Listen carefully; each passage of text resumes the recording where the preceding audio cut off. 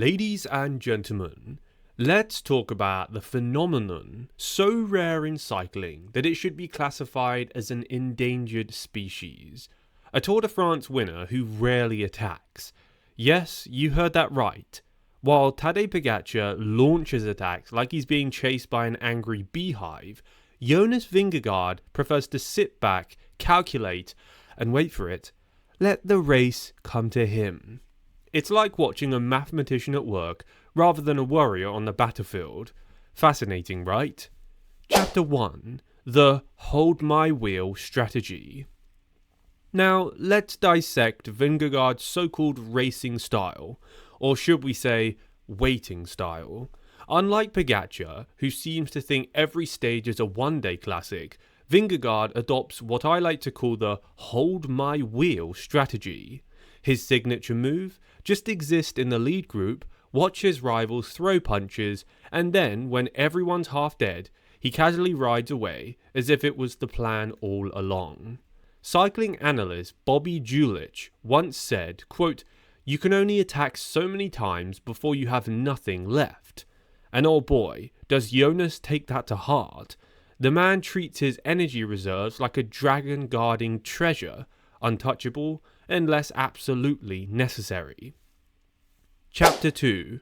The Team Visma Human Shield. Ah yes, another key factor in Jonas's playbook. His team does the attacking for him. While Pogačar goes solo at random kilometers because he finds life too easy, Vingegaard enjoys the luxury of Team Visma's cycling militia.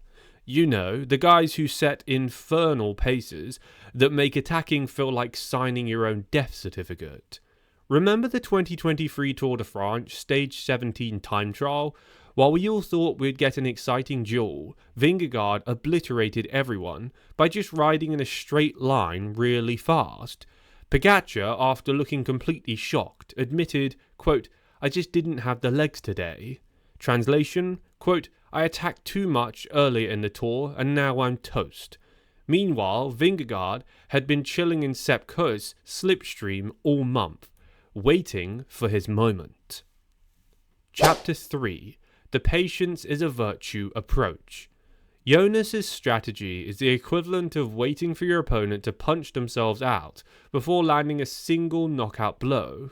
He plays chess while Pogačar plays UFC. Take the 2022 Tour de France Stage 11, the first true mountain showdown between these two. Pogačar, being Pogačar, attacked multiple times on the Col du Gabodi. Vingegaard, he responded by doing nothing. He let his team cover moves, smiled, and bided his time. And when Pogačar finally cracked on the Col du Granon, Vingegaard struck like a snake. The aftermath?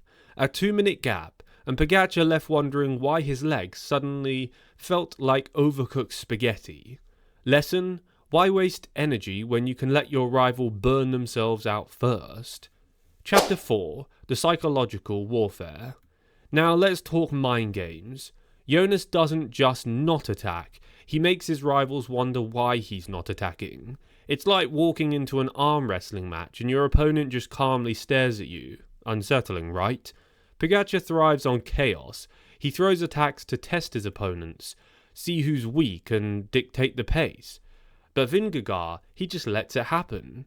He lets Pogačar go, watches from behind, and casually reels him back in as if to say, quote, "That was cute, are you done now?"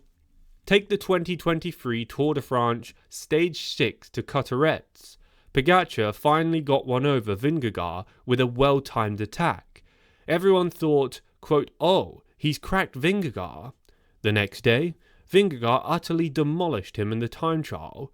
Talk about a slow burn revenge. Chapter 5. The "what if he actually attacked" theory. Now this leads us to the big question. Why doesn't Jonas attack more often? Let's explore some theories. Theory 1. He doesn't need to. If you can win without attacking, why waste energy? His method works. He's won 2 Tour de France. Enough said. Theory 2. He's playing 4D chess. Maybe Vingegaard wants Pogačar to think he's passive. Maybe it's all a ploy to lull his opponents into overconfidence before striking at the perfect moment. A Danish Trojan horse. Theory 3. Fear of blowing up. Let's be honest, he's a pure climber, not a punchy attacker. He doesn't have that 1-minute explosive burst that Pogačar does. He's built for sustained high tempo, not quick bursts of acceleration. Theory 4. Team orders. Perhaps Team Visma doesn't want him to attack wildly. They prefer a disciplined, calculated approach. The team is structured around crushing the competition over 3 weeks, not making unnecessary moves. So, in conclusion, Jonas Vingegaard's approach to racing is basically cycling's version of patience being a virtue. He's like the guy in poker who never raises a bet, just slowly accumulates chips, and then walks away with the jackpot while everyone else is broke. Will he ever change? Will we ever see a wild attacking Vingegaard going full Pogačar mode? Probably not. But hey, when your strategy wins you the biggest race in the world twice, who are we to argue? Maybe next year, Jonas will surprise us all by launching a 100-kilometer solo attack, or maybe he'll sit in the pack, let his team do the work, and ride to another Tour victory. Because if it ain't broke, why fix it?